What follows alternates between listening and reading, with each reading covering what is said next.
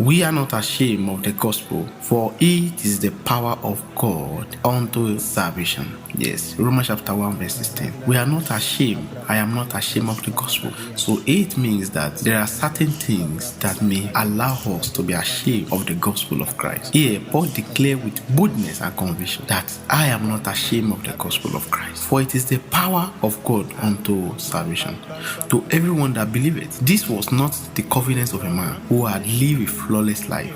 Yes, Paul had not lived a perfect life before.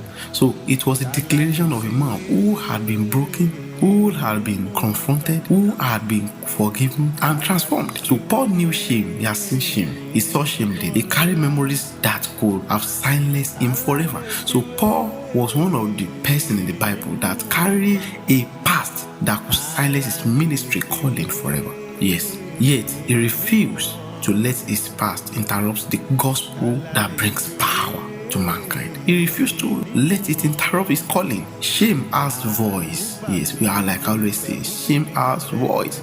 It will always communicate to you. What do you think you are? Who are you? Where are you coming from? How are you going to make it? It reminds you of what you did, where you failed, what hurt you, and how you failed. Yes, it reminds you of what people will say about you. It reminds you of what perception people will have about you if you rise up to take up a task. But the gospel has louder voice. Like I always say, the gospel has a louder voice. The gospel has a louder voice. It does not deny your past. It does not deny your past. It redeems it. Grace does not pretend wounds never happen. It does not pretend that the pain, the shame never happened. It transforms wound into witness. There is a way your wound becomes a witness. There is a way your people look at you and you show them what you have been through as a witness. Paul cried daily, not by tears of regret alone, but by tears of intercession and dependence. He said, I die daily. That is the book of 1 Corinthians chapter 15 verse 31. I die daily.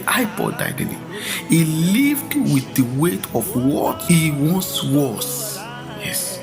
Yet he preached boldly what Christ has made him. So if shame were disqualifying, Paul would never have been commissioned as an apostle of grace. But God did not call the flawless. Yes, he does not call the flawless. The first thing he will do is to redeem them. He redeemed the willing. Yes, he redeemed the willing.